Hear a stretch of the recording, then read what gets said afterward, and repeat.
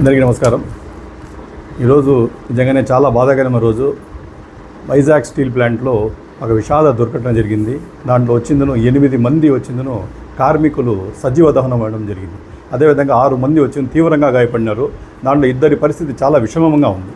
ఇది వింటే ఎంత బాధగా ఉందంటే, ఆల్రెడీ సెంట్రల్ గవర్నమెంట్ కానీ ఇప్పుడు ఉండే స్టేట్ గవర్నమెంట్ కానీ వీళ్ళ ఐడియా అంతా ఎట్లుందంటే, ఆ వైజాగ్ స్టీల్ ప్లాంట్ పబ్లిక్ సెక్టర్గా ఉండే వైజాగ్ స్టీల్ ప్లాంట్ను ప్రైవేటైజేషన్ చేయాలా అనే ఉద్దేశంలో లోపల అంతా జరుగుతూ ఉండే అనేది క్లియర్ కట్గా తెలుస్తూ ఉంది.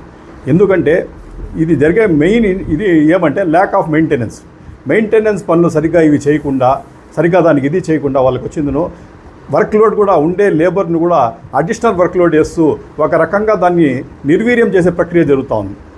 అదే వాళ్ళకి ఇంట్రెస్ట్ ఉండి దీనికి ఎట్లా తిరిగి ప్రైవేటైజేషన్ చేసేస్తే మనకు వచ్చిందో మనం తప్పించుకోవచ్చు, మనం ఎట్లయినా చేదో దులుపుకోవచ్చు అనే ఉద్దేశంతో ఇది ముందుకు సాగుతూ ఉంది. ప్రైవేటైజేషన్ మీద ఎక్కువ ఇది చూపిస్తోంది. కానీ ఇక్కడ ఉండే ఆంధ్ర రాష్ట్ర ప్రజలందరూ కూడా విశాఖ హక్కు మన హక్కు అనే టైప్లో పోరాడుతూ ఉంటారు. కాబట్టి ఇంకా గత్యంతరం లేక వాళ్ళు ఏం చేస్తూ ఉంటారంటే చెప్పకుండానే దీనికి వచ్చిందను అన్ని రకాలుగా మెయింటెనెన్స్ సరిగ్గా చేయకుండా, దాని మీద ఇంట్రెస్ట్ చెప్పకుండా, అసలు ఏ అవగాహన లేని డైరెక్టర్లు కూడా ఆడ అపాయింట్ చేసి ఎటువంటి ఇది లేకుండా అది చేసిన దానివల్ల దాని ప్రతిఫలంగా ఈరోజు వచ్చిందను కార్మికులు ప్రతిఫలం చూసే పరిస్థితి వస్తుంది. చాలా బాధాకరమైన విషయం.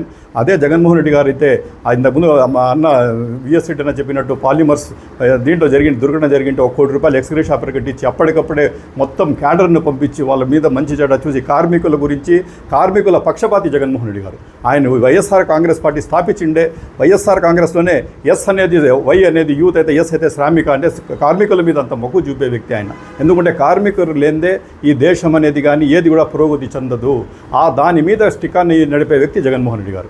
ఈరోజు ఆయన ఆ రకంగా చేసినారు. ఇప్పుడు కూడా వైజాగ్ స్టీల్ ప్లాంట్ ఈ దుర్ఘటన జరిగింటే ఆ సరౌండింగ్లో ఉండే మొత్తం స్కాడర్ని అందరినీ వచ్చేసి మీపై హెల్ప్ చేయండి, కార్మికులు నా సొంత మనుషులు, నా కుటుంబ సభ్యులతో సమానము, ఆడపోయి వర్క్ చేయండి, వాళ్ళకి మంచి చెడ్డ చూడండి అని చెప్పి కూడా మొత్తాన్ని కూడా అందరినీ మొబిలైజ్ చేయడం నిజంగానే మేము ఆ పార్టీలో ఉన్నందుకు మేము గర్వపడుతున్నాం. మా నాయకుడి గురించి మేము నిజంగానే మా మనస్ఫూర్తి నుండి మనకు చాలా సంతోషంగా మేము ఆయన మీద ఫీల్ అవుతున్నాం. కాబట్టి ఈ ఉండే ప్రభుత్వం కూడా ఎక్స్ గ్రేషియా కూడా ఇంతకుముందు ₹1 కోటి ప్రకటింటే కేవలం 25 లక్షలతో సెంట్రల్ గవర్నమెంట్ చేతి దులుపుకునింది.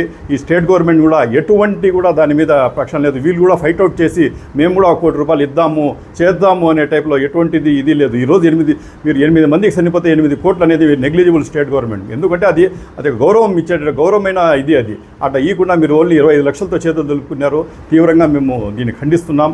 వాళ్ళకు కూడా ₹1 కోటి ఎక్స్ గ్రేషియా ప్రకటించి, అదేవిధంగా అక్కడ ఉండే వర్కర్స్ను కూడా ఎవరు శత్రుగతులు అయినారో, ఎవరు వచ్చేదిను ఇదే అయినారో వాళ్ళకు కూడా ఖచ్చితంగా ఒక 50 లక్షలు కానీ వాళ్ళకి ఇచ్చేసి వాళ్ళకు న్యాయం చేయాలా. అది కాకుండా ఏ స్టెప్ కూడా దానికి కరెక్ట్ అయిన మెయింటెనెన్స్ చేయాలా. ఆ ఉండే లేబర్ను కూడా ఎక్కువ వర్క్లోడ్ ఇచ్చేసి రెయిన్బగులు పనిచేసి వాళ్ళ మీద ఎక్కువ బాధలు పెట్టి ఇది చేసే బదులు ఎంతమంది కావాలో నిజంగానే వాళ్ళకి అపాయింట్మెంట్స్ ఇచ్చి వచ్చిందను వర్క్లోడ్ను కూడా కొంచెం తగ్గించేసి కరెక్ట్ మెయింటెనెన్స్ చేస్తే ఇది ఇష్యూస్ కూడా ముందుకు రావు. కాబట్టి మేము కూడా దాని గురించి గవర్నమెంట్ పట్టించుకొని ఇది లేకుండా కేవలం దాన్ని ప్రైవేటైజేషన్ చేసిన యాంగిల్ ఆలోచించకుండా దానికి మంచి చెడ్డ చేస్తారని ఆశిస్తూ ఖచ్చితంగా కార్మికులకు న్యాయం చేసి ₹1 కోటి ఇవ్వాలని చెప్పి కూడా డిమాండ్ చేస్తాం.